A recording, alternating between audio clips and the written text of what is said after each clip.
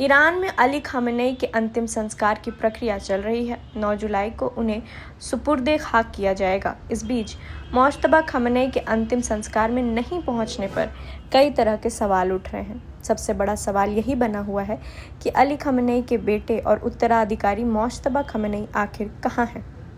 अंतिम यात्रा में उनकी गैर मौजूदगी को लेकर कई तरह की चर्चाएं और अटकलें लगाई जा रही हैं।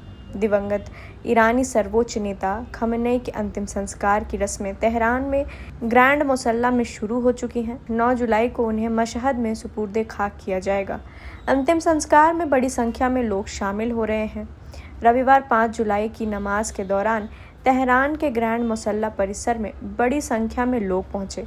इस दौरान अली खamenei के 3 बेटे मसूद खamenei, नेसम खamenei और मुस्तफ़ा खamenei शोक मनाते नजर आए। हालांकि उनके संभावित उत्तराधिकारी माने जाने वाले मुज्तबा खamenei समारोह में कहीं नहीं दिखाई दिए। अमेरिका और इजराइल के संयुक्त हमलों में अली खamenei की मौत के बाद मुज्तबा को ईरान का अगला सर्वोच्च नेता घोषित किया गया था। तब से उन्होंने युद्ध और अमेरिका के साथ पीस टॉक पर कई बयान दिए हैं, लेकिन अब तक सार्वजनिक रूप से कहीं नहीं नजर आए। उनकी गैर मौजूदगी से ईरान के कट्टर समर्थकों और दुनिया के कई देशों में ये सवाल उठ रहा है कि सर्वोच्च नेता आखिर कहाँ हैं। कुछ रिपोर्टों में दावा किया गया है कि 28 फरवरी के हमले में गंभीर रूप से घायल होने के बाद मुज्तबा खamenei छिपकर रह रहे हैं। हालांकि उनकी सेहत कैसी है, वे इस समय कहाँ हैं, इसे लेकर अब तक कोई आधिकारिक जानकारी सामने नहीं आई है। न्यूज़ एजेंसी रॉयटर्स की रिपोर्ट के मुताबिक मुज्तबा के करीबी लोगों ने दावा किया कि 28 फरवरी के हमले में उनका चेहरा बुरी तरह घायल हो गया था। साथ ही उनकी 1 या 2 टांगों में भी गंभीर चोट आई है। हालांकि इन दावों की अब तक आधिकारिक तौर पर पुष्टि नहीं हुई है। रिपोर्टों के मुताबिक मुज्तबा तेहरान में अपने पिता के अंतिम संस्कार में शामिल होना चाहते थे। हालांकि द न्यूयॉर्क टाइम्स की एक रिपोर्ट के अनुसार सुरक्षा कारणों का हवाला देते हुए इस्लामिक रिवॉल्यूशनरी गार्ड कॉर्प्स यानी कि IRGC ने उनकी इस शिक्षा को मंजूरी नहीं दी।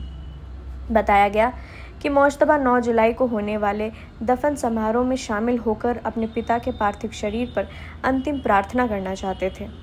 तो कुल मिलाकर स्थिति काफ़ी उलझी हुई है। एक तरफ ईरान अपने सर्वोच्च नेता को अंतिम विदाई दे रहा है, तो दूसरी तरफ उनके उत्तराधिकारी मुज्तबा खamenei की रहस्यमय तरीके से गायब होना पूरे देश में सवाल खड़ा कर रहा है। क्या ये वाकई सुरक्षा कारण से है, जैसा कि रिवॉल्यूशनरी गार्ड्स का कहना है, या फिर 28 फरवरी के उस हमले ने उन्हें इतना कमज़ोर कर दिया है कि वो दुनिया के सामने आने की स्थिति में नहीं है। फिलहाल ईरान के कट्टर समर्थक और दुनिया भर की नज़रें 9 जुलाई पर टिकी हैं।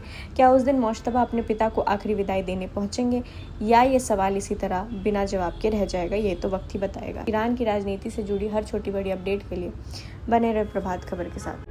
प्रभातखबर.com, विश्वास वही, रफ्तार नहीं।